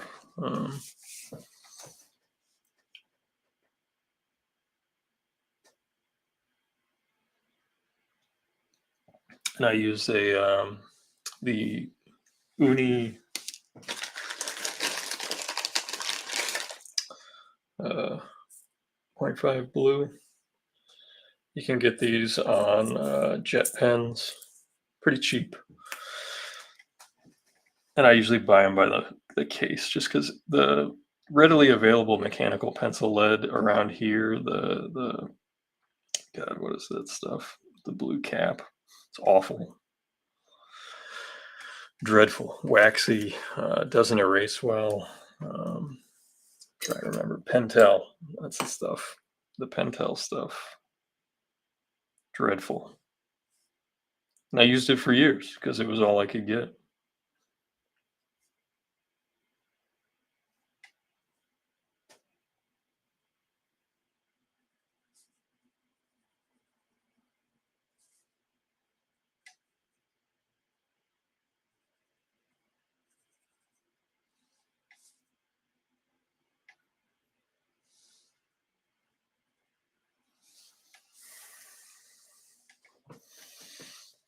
Oh yeah, I would describe the pencil lead as far that stuff as far as the erasability. This stuff, the Uni, is great. You can get it on Amazon too. I've had to get it on Amazon in a pinch because the shipping.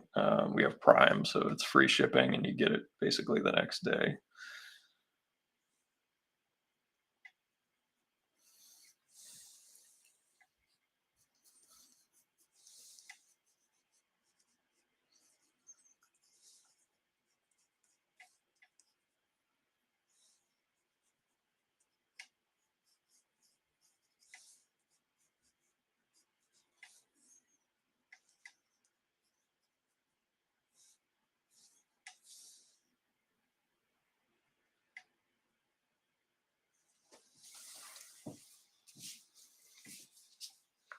I use HB.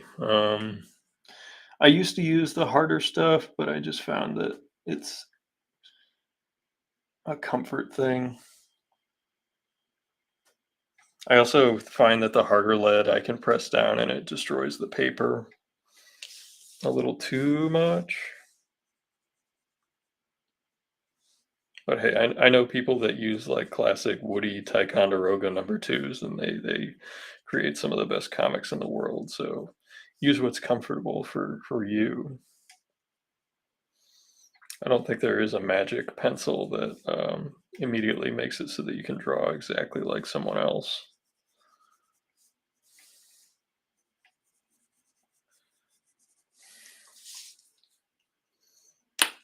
Or lets you skip the line and like the piles of crap drawings that everyone has to do to get good at this.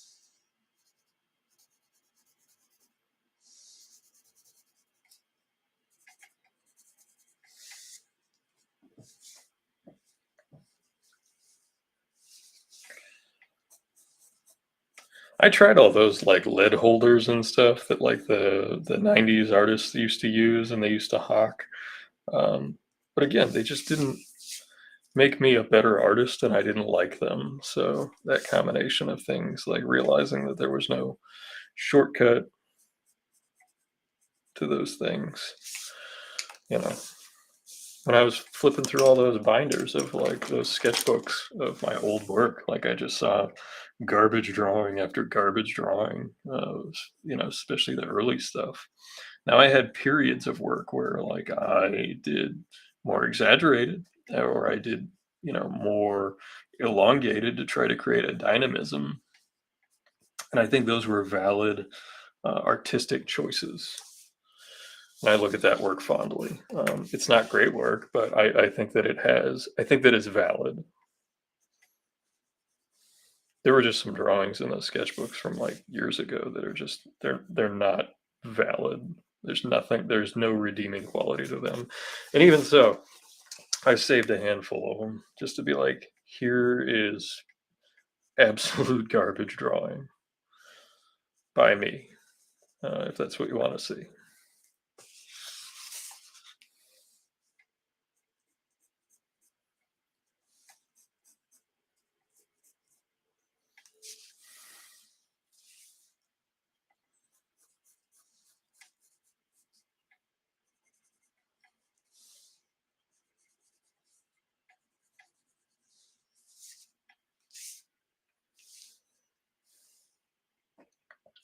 And one of the biggest things that I learned, over the years was just getting better at moving the figure in space and defining those shapes and looking at things more critically.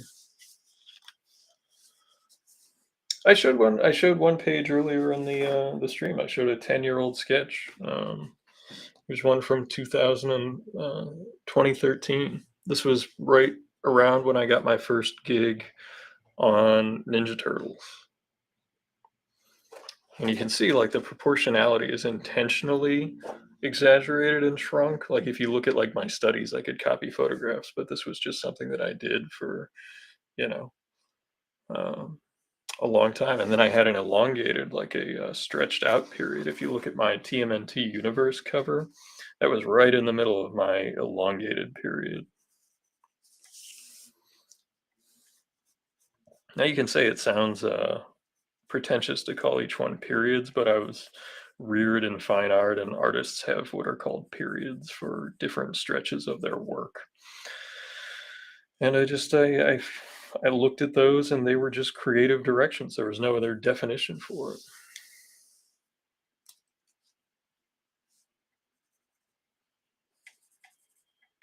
I was actually thinking about taking, one of the old sketches I ripped out, and I've done this before. Like, I've refinished them, but I just haven't had time. Like, I'll do an overlay and critique my own work, and you know.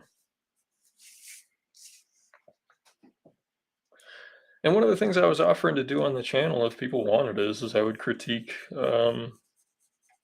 portfolios or indie comics. Like, if you wanted um, to have me review your comic or your portfolio or whatever, I would go through it. And I've been an editor. Like, I've done reviews of professional work. I've worked in fine art. I've been a creative director at a book publisher. I know how to um, do it the right way. And there were some very famous artists who very famously didn't do it the right way.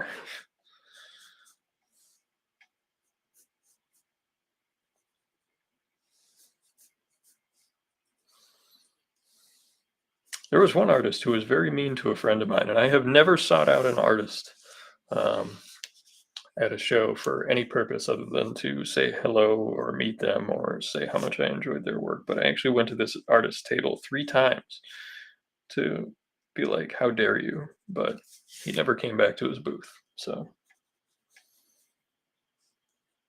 he basically told a friend of mine to give up artwork.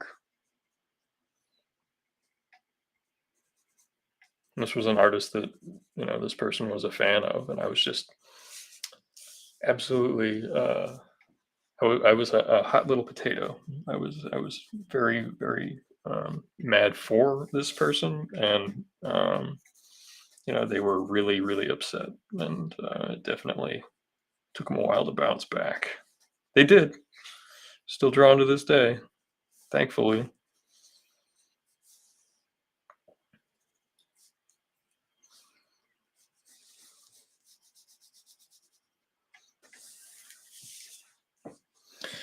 That's not my story to tell. I can't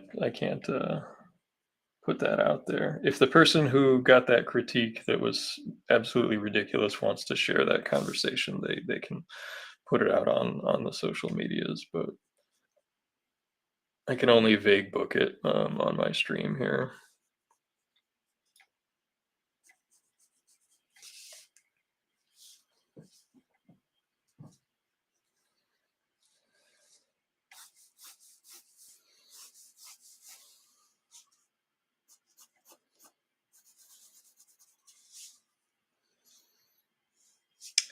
Now, this is an inflection point of the piece, obviously, because it's her hand holding this piece of rope. But one of the things that's really important is showing objects affecting one another in a piece. And in this case, she's pulling on this rope. And I don't have much bend in her spine, which is a failure on my part. There should be more of a curvature to her this way to show this pull more, but maybe if I enlarge make it look like the rope's coming towards the viewer, it looks like she's leaning back, and I think that works a little bit better.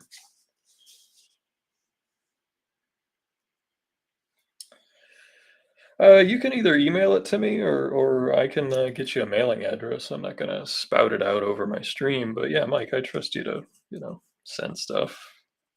And I have to get your address because I owe you a book. You won an Undersea Hero book. That was another reason I was asking if you were going to be at Boston, was I could just hand it to you, but I'm happy to ship it to you. It's going USPS. You're not getting the FedEx for the win. I'm sorry.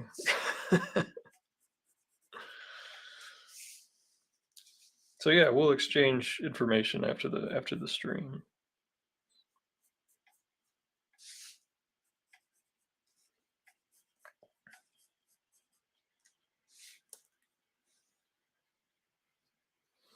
Oh, look, it's almost 10 o'clock.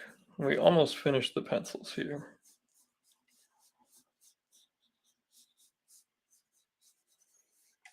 I'm gonna go with the cartoon big flowy hair going in the wind. We're gonna have, we're gonna have some fun with it. If the person doesn't like it, I'm sorry. But sometimes I just gotta have a little fun with my own work. I'll try to just rough in her other hand real quick before we get out of here so that people can see almost the finished layout. It's tough to see in blue.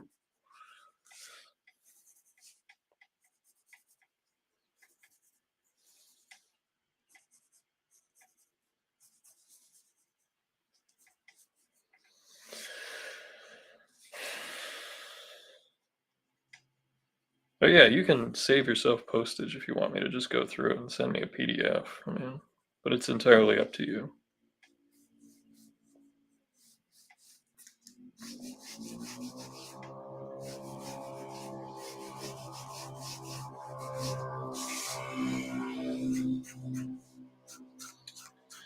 The Moped Mafia riding past my studio.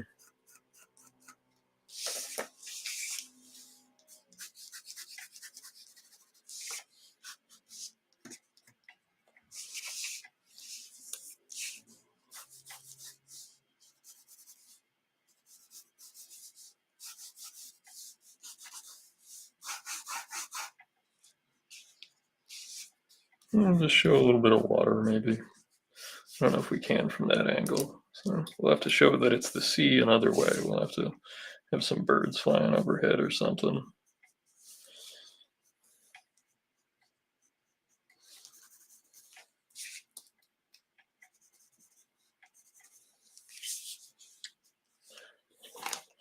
Well, that's as far as we got. I already see some stuff I'm gonna fix before we ink it, but you get the gist of it. You get the gist. But yeah, that's the book. Conan's the comic. It's out today. Big debut for Titan Comics. These are the type of sketches you get with the sketch combo. You know, I draw them, I fully ink them. Then we chop it in half like this, so you get your sketch by itself. It goes in the back of the comic, goes in the mailer, shows up to your doorstep. Easy peasy. But I hope you all have an excellent night, and thank you for spending your Wednesday evening with me. You have many options to check out drawing streams on the internet. I'm always amazed and thankful that you choose to spend your evening with me. It really helps me get through the week, and I hope that I help you just have a little fun in the evening. So thank you all. We'll do the Marvel Holiday Special flip through soon, and that'll be the Ian's Beat Comics review, and we will have lots of fun. So, and if you have any other ideas like that, send them my way, and have a lovely and pleasant evening, all of you. I hope to see you next week or at Fan Expo this weekend. Good night.